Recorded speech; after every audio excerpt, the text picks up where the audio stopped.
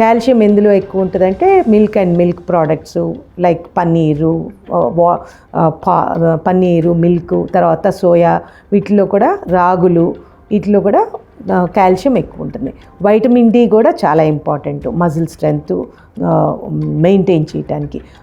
ఇంకొకటి ఏంటంటే omega 3 fatty acids, 3 రకాల ఒమేగా 3 ఫ్యాటీ యాసిడ్స్ 3 కలిపి 3 grams per day అట్లీస్ట్ తీసుకోవాలి omega 3 fatty acids. Omega 3 fatty యాసిడ్స్కి సోర్స్ ఏంటంటే కనుక ఫిష్ ఆయిల్ కానీ, లేదంటే కెనోలా ఆయిల్ కానీ, ఫిష్ యాజ్ ఇట్ ఈజ్, లేదంటే నట్స్, సీడ్స్, వీటిల్లో ఒమేగా 3 ఫ్యాటీ యాసిడ్స్ ఉంటాయి.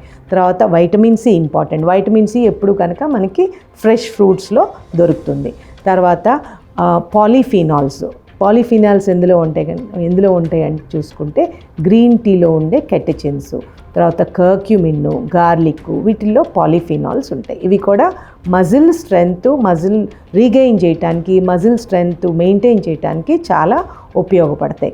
ఇంకొకటి ఏంటంటే ఏజ్ వైజ్గా ఏం జరుగుతుంది, ఇప్పుడు మనం అనుకున్నాం కదా ఫిజికల్ ఇన్యాక్టివిటీ ఉండకుండా చూసుకోవాలి, ఎప్పుడు ఫిజికల్గా యాక్టివ్గా ఉండాలని అనుకున్నాం కదా.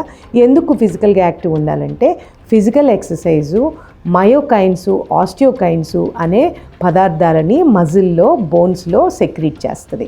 సో ఈ మయోకైన్స్, ఆస్టియోకైన్స్ ఏంటంటే మజిల్ యొక్క వాతావరణాన్ని, మజిల్ యొక్క మిల్లు అంటాం దాన్ని, ప్రో ఇన్ఫ్లమేటరీ నుంచి యాంటీ ఇన్ఫ్లమేటరీ మిల్లులోకి నెడుతుంది. అప్పుడు కండరాల క్షీణత అనేది తగ్గుతుంది.